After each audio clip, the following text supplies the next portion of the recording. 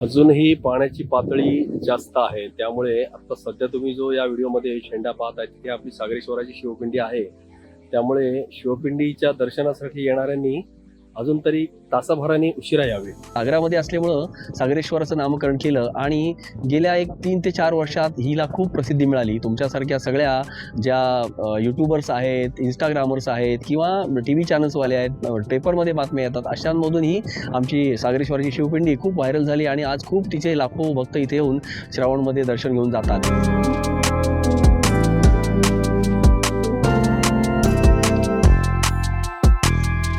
श्रावण म्हटला की सर्वांना आहे ना महादेवाच्या दर्शनाची ओढ लागते आणि आपल्या अलिबागच्या केम बीचवरती एक असं काय बोलतात त्याला अगं सागरेश्वराची हा. शिवपिंडी सागरेश्वराची शिवपिंडी म्हणजे जी आहे ना वर्षभर पाण्याच्या आतमध्ये असते आणि फक्त वाळूखाली. वाळूखाली आणि फक्त श्रावण महिन्यामध्ये आहे ना श्रावण महिन्यामध्येच फक्त दिसते आणि प्रत्येक दिवशी त्याचं टायमिंग वेगळं असतं आणि आज नेमकं आहे सोमवार. त्याच्यामुळे सगळेजण आलेले आहेत बघण्यासाठी. पण आता काय झालं माहिती आहे का, अजून पण ते टायमिंग होतं आजचं 12:30 ते जवळपास 5चं, पण अजून पण आहे ना पाणी गेलेलं नाही आहे खाली. त्याच्यामुळे सर्वजण वाट बघत थांबले तिथे. जेव्हा पाणी जाईल ना तेव्हा जाऊ शकतो. तर बाकी तुम्हाला इन्फॉर्मेशन सगळी भेटेलच प्रॉपर, काय काका आहेत माझ्यासोबत, त्याच्यामुळे तुम्हाला इन्फॉर्मेशन एकदम प्रॉपर देतो, काय आहे काय नाही कसं काय सगळ्या गोष्टी आहेत आणि त्याची जी काय असेल ती माहिती सर्व. त्याच्यामुळे जो व्हिडिओ सुरुवात करूया. तर प्रत्येक जण आहेत ना बघितलं ना, सर्वजण अर्धी इथं बाकावर बसले, अर्धी तिकडे वाट बघतात. काही जण त्याच्यामध्ये पाणी आहे, जवळपास डोपऱ्याच्या वरती पाणी आहे, एवढ्या पाण्यात आतमध्ये अंदाज घेऊन जातात, पाया पडून येतात. पण त्याला आता नाही, कारण खाली पिंड तुम्हाला दिसत नाही, त्याच्यामुळे थांबायला लागेलच, कारण जवळपास 2:30 वाजलेच. 1 तास जाईल ना, 3:30 वाजतील, 1 तास जाईल पाणी खाली जाईल परत. हे चेक कर, हे बघा आहे ना, अजून हे नाही झाले तरी पण अजून लोक आतमध्ये जातात. पाणी बघितलं किती आहे जवळपास, हो कमरे एवढं आहे का पाणी नाही, पाणीच्या आसपास आहे. हा ते बघा, आणि तो झेंडा दिसतो ना तिथं ती आपली पिंड आहे. हे बघा पब्लिक आता कंटाळलेत, जो लोक ते थांबलेच नाही, ते चालले आतमध्ये. धीर नाही आता आता धीर नाही लोकांना, धीर नाही. हे बघा सगळीकडे एवढी पब्लिक सगळी बसली अजून या साईडला आहेत. काय शंकराच्या दर्शनासाठी जसं डोंगरावर जाऊन कष्ट घ्यायला लागतात ना, बरोबर आहे बरोबर आहे. समुद्रा ठिकाणी वाट पाहायचे कष्ट घ्यायला लागतात.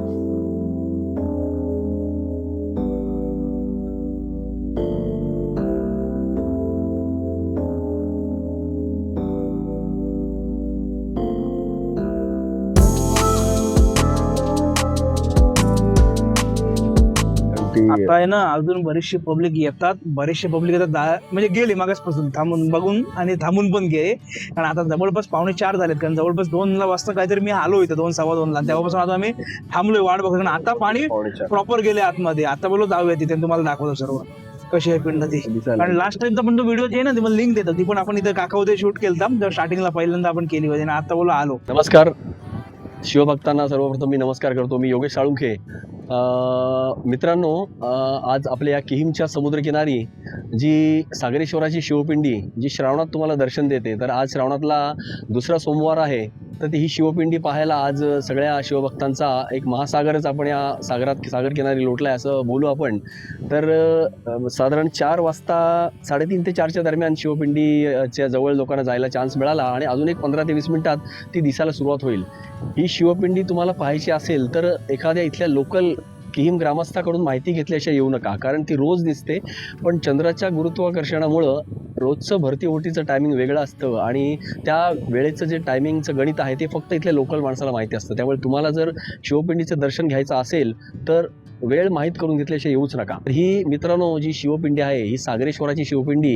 एका शिवभक्तांनी हिचं सागरामध्ये असल्यामुळं सागरेश्वराचं नामकरण केलं आणि गेल्या 3 ते 4 वर्षात हिला खूप प्रसिद्धी मिळाली. तुमच्यासारख्या सगळ्या ज्या यूट्यूबर्स आहेत, इंस्टाग्रामर्स आहेत किंवा TV चॅनल्सवाले आहेत, पेपरमध्ये बातम्या येतात, अशांमधून ही आमची सागरेश्वराची शिवपिंडी खूप व्हायरल झाली आणि आज खूप तिचे लाखो भक्त इथे येऊन श्रावणमध्ये दर्शन घेऊन जातात. अजून पण आहे ना 4:30 जवळपास वाजलेत, अजून पण आम्ही वाटच बघतोय.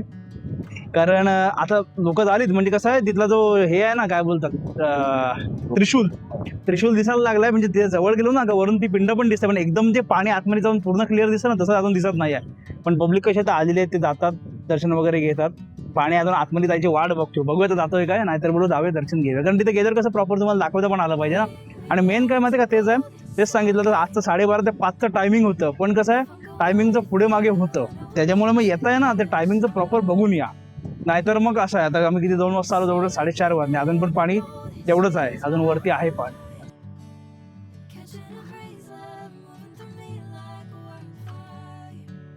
वाट शेवटी बघितली, आता बोललो जाऊया, कारण काय होतंय पाऊस परत येतोय, मध्ये तिकडून वारा आहे ना, पाणी खाली जायचं टाकून वरती द्यायला लागलंय. आता जवळपास 5 वाजता लागले, म्हणजे 12:30 ते 5 टायमिंग होतं, तरी पण जेवढं हवं आहे ना तेवढं पाणी खाली नाहीच गेलं. तरी बोलू तिथपर्यंत जाऊया, तुम्हाला दाखवतो बोललो, कारण हे बघा पाणी परत इकडे भरायला लागलं जिथला खाली गेलं होतं ते. पब्लिक अर्धी चालली पण आता थोडीशी तिकडे आतमध्ये.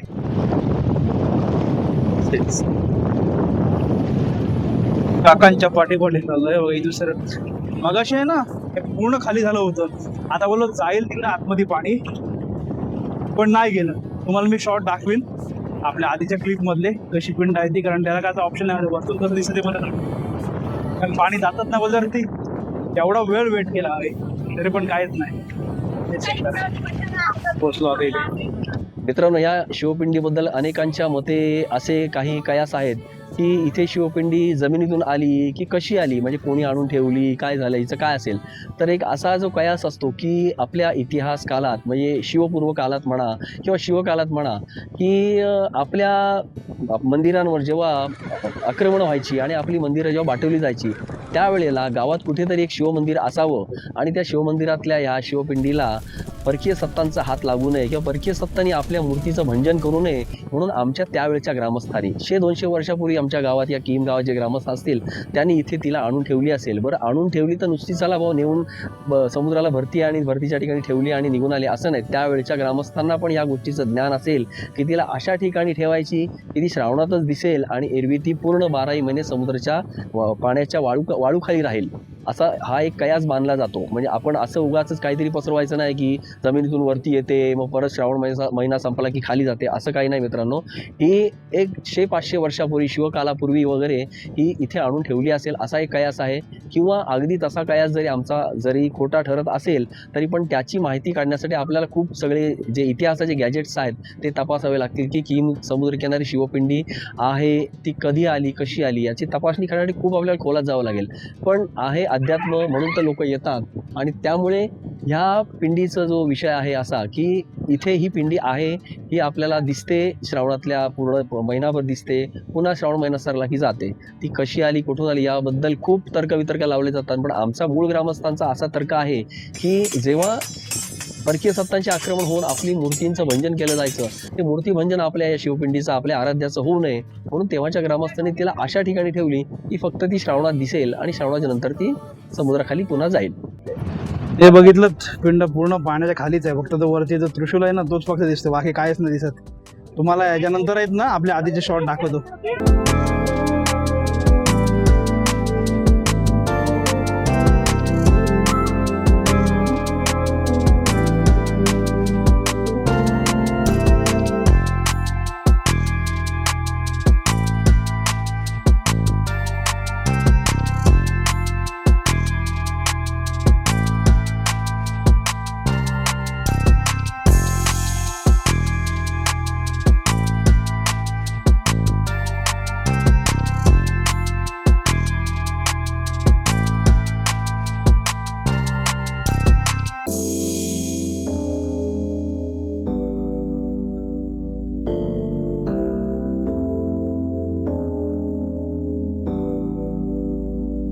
आता हे बघितलं पाणी बघितलं तेवढं आहे, कारण आधी वाटलेलं पाणी जाईल आतमध्ये, पण तेवढं टाइम झाला ना तरी पण पाणी का गेलं नाही. पूर्ण पिंड आहे नाही पाण्याच्या खाली आहे.